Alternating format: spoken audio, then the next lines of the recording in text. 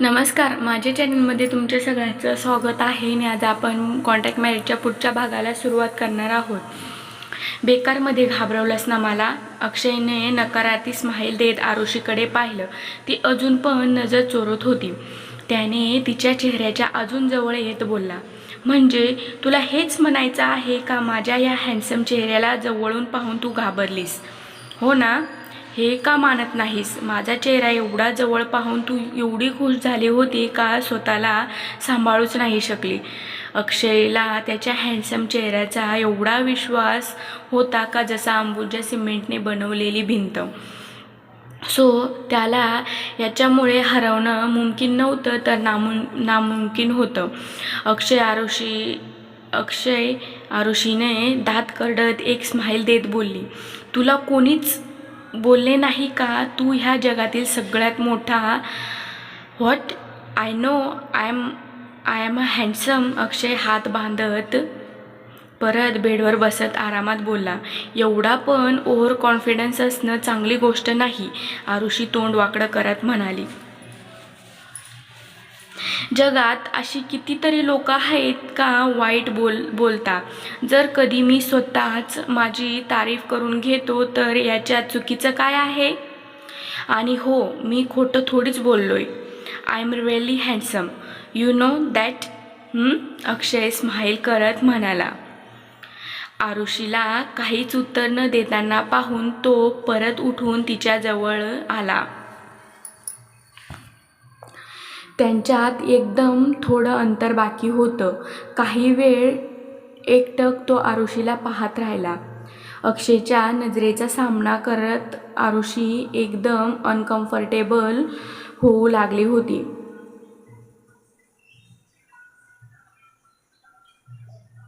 जसं जसं अक्षय तिच्या जवळ येत होता ती मागे मागे वाकत चालली होती. अक्षयनं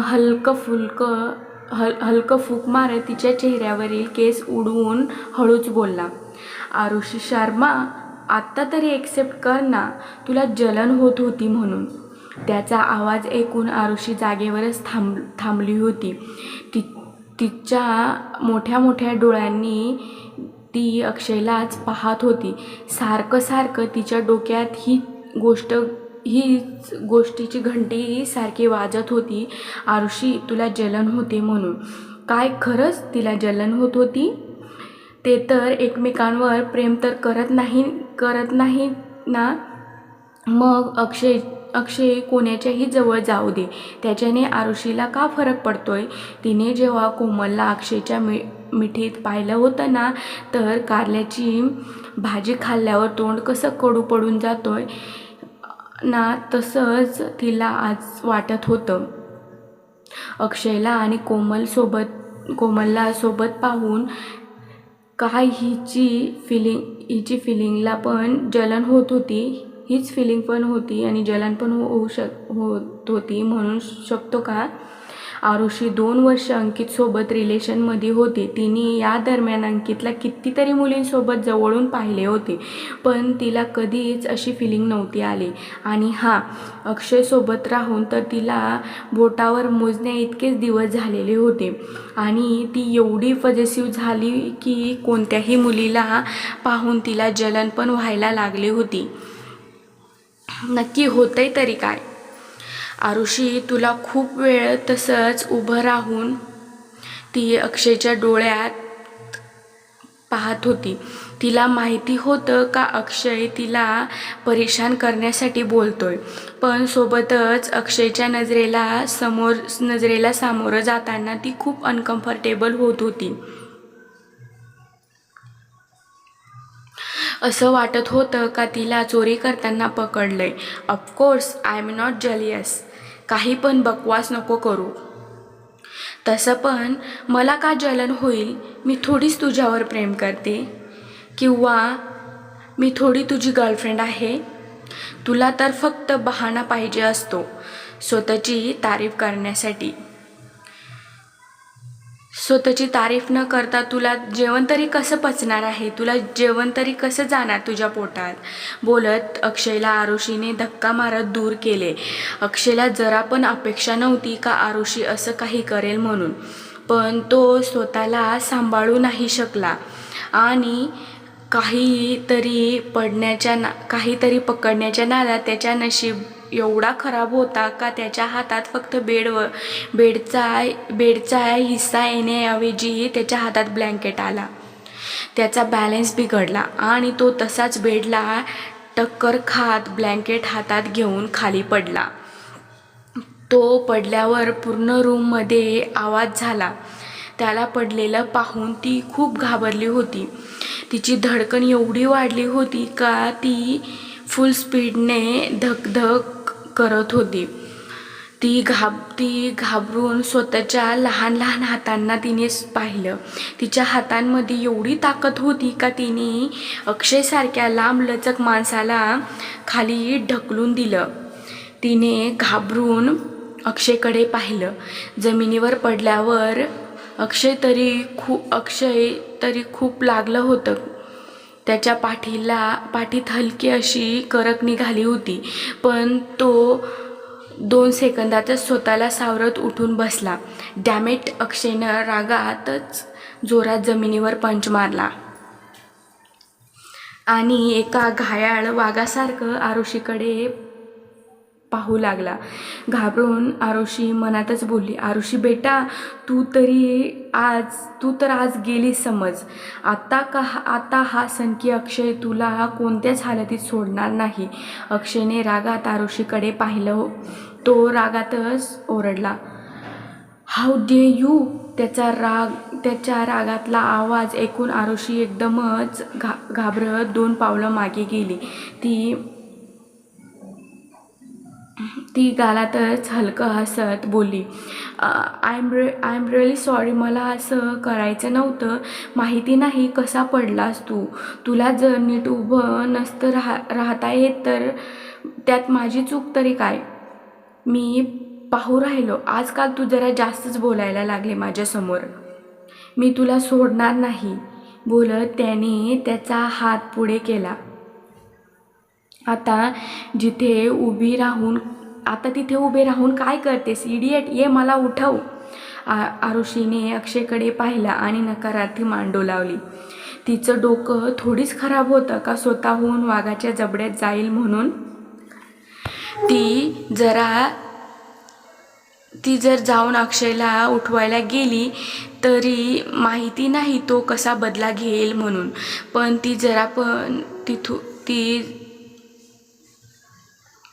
ती जर इथून पळून गेली तर तिचं वाचण्याचे खूप चान्सेस आहेत. हेच बरोबर आहे. तिने मनातल्या मनात ठरवलं होतं का ती कोणत्याही हालतीत अक्षयजवळ जाणार नाही म्हणून. हळूहळू ती मागे सरकायला लागली. तिच्या हालचालीवरून अक्षयला समजले होते का आरुषी काय करण्याचा प्रयत्न करते. त्याला राग तर खूप येत होता, पण चेहऱ्यावर खोटं हसू आणत तो बोलला, तू येतेस ना. डोंट वरी, मी तुला काहीच करणार नाही. आरुषीने घाबरून नकारार्थी मान डोलावली. नाही, तू स्वतः पण उठू शकतोस. मला माहिती आहे का मी नाही येणार तुझ्याजवळ. बोलत तिने दरवाजा उघडला आणि जेवढं जोरात पळता येईल तेवढे जोरात ती पळू लागली. ह्या स्पीडने जर ती ऑलिम्पिकमध्ये धावली असती ना तर नक्कीच तिला गोल्ड मेडलच भेटला असता. ती गोल्ड मेडलच घेऊन घरी आली असती. मनातल्या मनात स्वतःलाच बोलत होती, आरुषी पळ, नाही तर हा अक्षय तुला पळण्याच्या लायकीचा पण सोडणार नाही. तिला पळताना पाहून अक्षयचा राग सगळा लिमिट क्रॉस करून गेला होता. माझ्यापासून पळून कुठे जाणार आहेस आरुषी शर्मा. सोडणार नाही मी तुला. बेडला पकडून अक्षय उभा राहिला. रागात हातातल्या ब्लँकेटकडे पाहिलं आणि रागात तो ब्लँकेट खाली फेकून दिला. एवढ्याने त्याचा राग शांत नाही झाला म्हणून त्याने सगळा राग ब्लँकेटवर काढत पायाखाली रौंदून टाकला. एक मोठा श्वास घेत अक्षयने डोळे बंद करून घेतले. हाताला झटकन त्याच्या मनात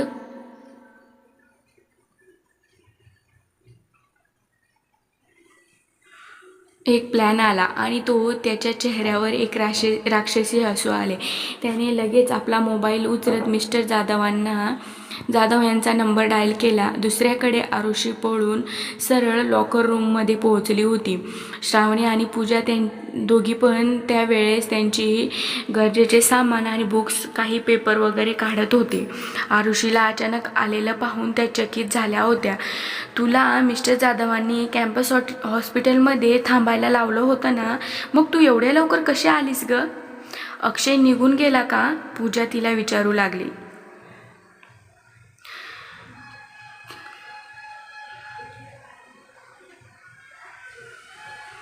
तिचा प्रश्न ऐकून परत आरुषीच्या चेहऱ्यावर भीती दिसत होती, पण घाबरून तिने त्या दोघींना पण नाही सांगितलं का ती आत्ताच हॉस्पिटलमधून काय कांड करून आली ते. पण चेहऱ्यावर जबरदस्ती हसू आणत ती पूजाला म्हटली, तसं पण तो ठीक होता. तुम्हाला तर माहीत आहे ना तो किती बिझी राहतो ते, आणि तो निघून गेला आहे. पूजा परत फॅन गर्लच्या मुवमेंटमध्ये आली होती. माहीत नाही त्या कोमलसोबत अक्षयला इथे यायची काय गरज होती. मला तर ना खरंच त्यावेळेस तिच्यावर खूप राग येत होता, पण जसं हिरोसारखे ॲक्शन दाखवत त्याने तुला वाचवला ना, तर आई शपथ मी त्याची फॅनच झाली.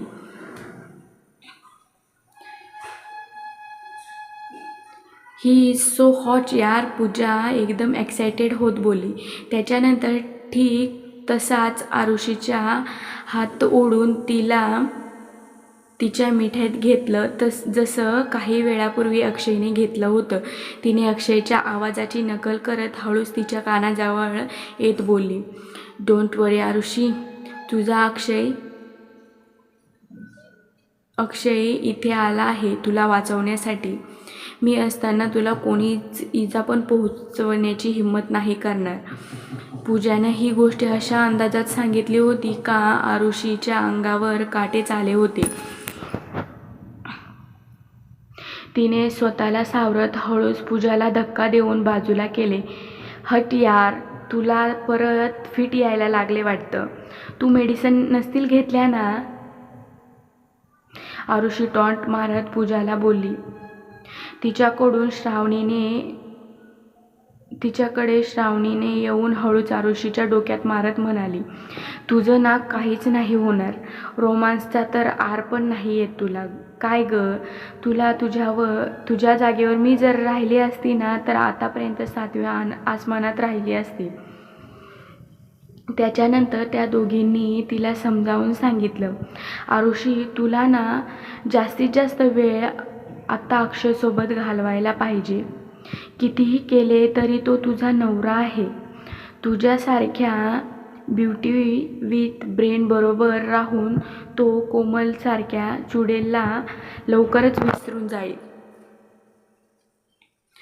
बरं ठीक आहे, ते नंतर पाहू. आता लेक्चरसाठी लेट होतंय, चला जाऊया का मग क्लासमध्ये? आरुषीनं दोघींच्या हाताला पकडत म्हटले.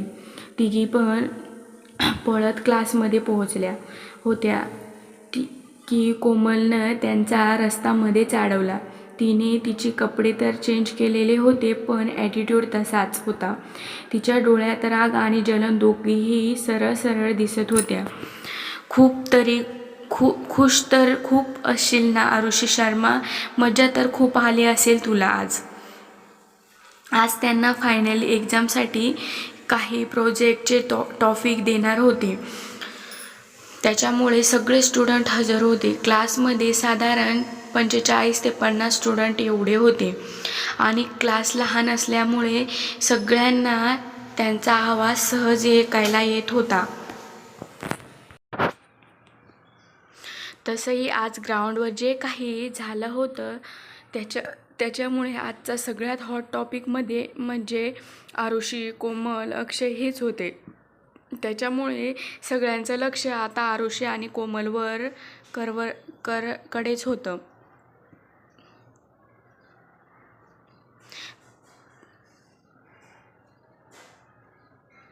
आरुषीच्या नजरसमोर परत सगळं तेच आलं होतं.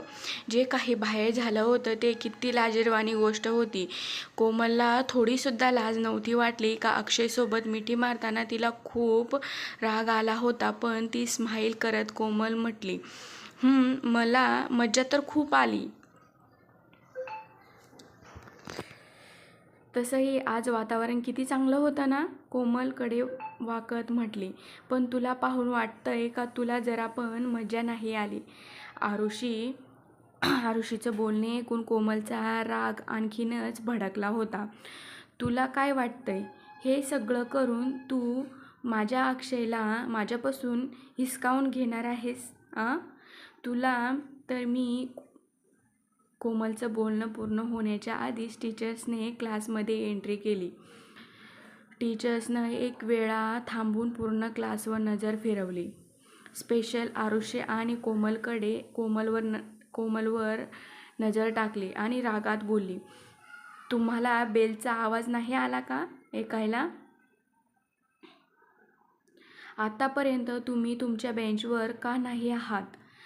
ओरडा ऐकून पूर्ण क्लासमध्ये शांतता झाली होती आणि ज्याला जिथे जागा भेटली तो तिथेच बसला होता. कोमलनं पण आरुषीला रागात पाहून जवळच्याच बेंचवर बसली. टीचर्सनं पण पूर्ण क्लासकडे पाहत म्हणाली, सो मुलांनो, आज आपण इथेच मी प्रोजेक्टचे टॉपिक देणार आणि तुम्ही इथेच मला ते प्रोजेक्ट बनवून दाखवायचे. ऑफकोर्स आतापर्यंत आपण भरपूर प्रोजेक्ट बनवले आहेत, पण ते तुम्हाला घरी करायला दिलेत. पण आज इंटरनेट न वापरता हे सगळं तुम्ही स्वतःच्या दिमागाने करायचे आहेत. हे सगळं तुम्हाला स्वतः करायला लागणार आहेत. मॅडमचे बोलणं ऐकून पूर्ण क्लासमध्ये फुसफुसाट सुरू होऊन गेला होता. क्लासरूममधून आवाज येताना पाहून मॅडम जोरात ओरडल्या, शांत व्हा प्लीज. पूर्ण क्लासमध्ये शांतता पसरली. जर कोणाला हा प्रोजेक्ट करायचा नसेल तर तो पूर्णपणे स्वतंत्र आहे. तो क्लासच्या बाहेर जाऊ शकतो. पण क्लासमधून जाताना मी एक गोष्ट तुम्हाला क्लिअर करेन. आज जो काही प्रोजेक्ट ह्या क्लासमध्ये होईल त्याचे सगळे मार्क्स फायनल रिझल्टमध्ये ॲड केले जातील. मॅडमचं बोलणं ऐकून पण एक पण स्टुडंट जागेवरून हलला नाही. क्लासमधील सगळे स्टुडंट ह्या प्रोजेक्टसाठी एक्सायटेड होते. पण काही स्टुडंट एकमेकांमध्ये कुजबूज करू लागले होते, यार हे असं अचानक का बरं प्रोजेक्ट बनवायचं ठरवलं?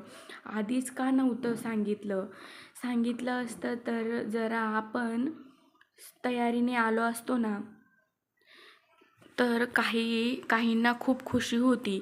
पण त्यांचं बोलणं ऐकून मॅडम थोड्या इरिटेट झाल्या होत्या. त्याच्यामुळे त्या थोड्या सक्तीने बोलल्या, तुम्ही